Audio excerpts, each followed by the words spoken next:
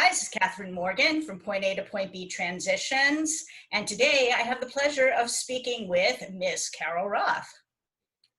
I gathered. That was a very dramatic entrance there. I know. Well, we got to mix it up. So, entrepreneurs, they're a special breed. I think we can agree on that.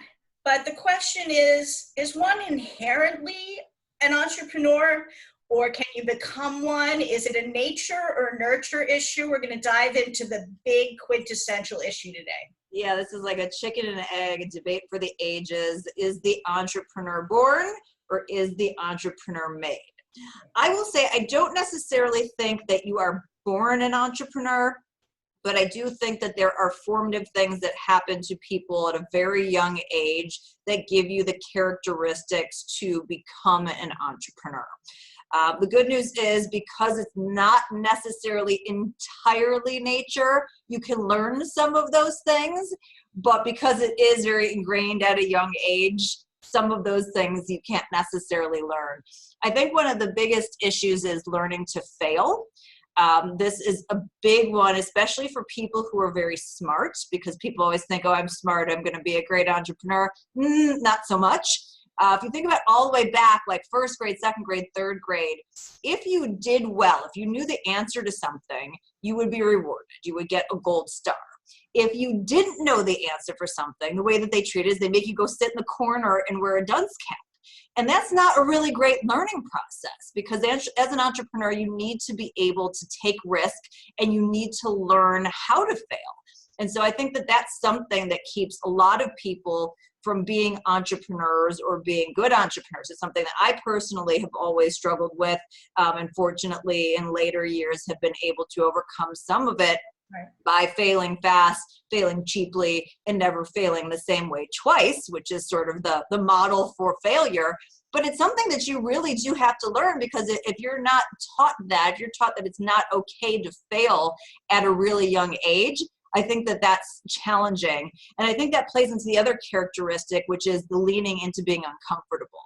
So, for entrepreneurs, you are in a constant state of chaos. You are constantly solving problems. There are constant unknowns, no matter what is happening. And so you have to embrace it almost like a game or a puzzle. That's the way I look at it. Like, you have to say, I'm at a level and I need to figure this out in order to break through and get to the next level, and find a way to enjoy that. Because if that uncertainty is going to stress you out, there is no way you're going to be a successful entrepreneur. And then just back to personality types, I always come back to the Santa or an elf. Santa's the visionary, the one who's giving all the directions, who's shaking hands with the babies, who's delivering everything. And the elves are waiting for instructions and just executing a piece. And if you are an elf, you have a critical role, but you are never going to be Santa and you're never going to be an entrepreneur. So that may be the piece that is harder to learn, because that's sort of inherent to the way, the roles that people have. But I think if you can learn to embrace failure and be uncomfortable, then it gets you to a better opportunity if that's not something that's natural to you. What do you think, Catherine? I agree. As you were talking about the embracing failure and, being uncomfortable with discomfort, I'm and that exhibits itself as analysis paralysis. If you just start spinning and doing nothing, basically any action is better than no action, because at least you'll learn something. You might fail, but you'll learn something. You'll learn, don't go that direction. Maybe we should try that way. I think it also can exhibit itself as depression, that people think that they've failed and it hasn't worked, and they give up and they think that they're personally a failure. There's something defective with them, instead of going, okay, well, it didn't work that way. What are the 19 other ways that we can figure out that this might be able to work?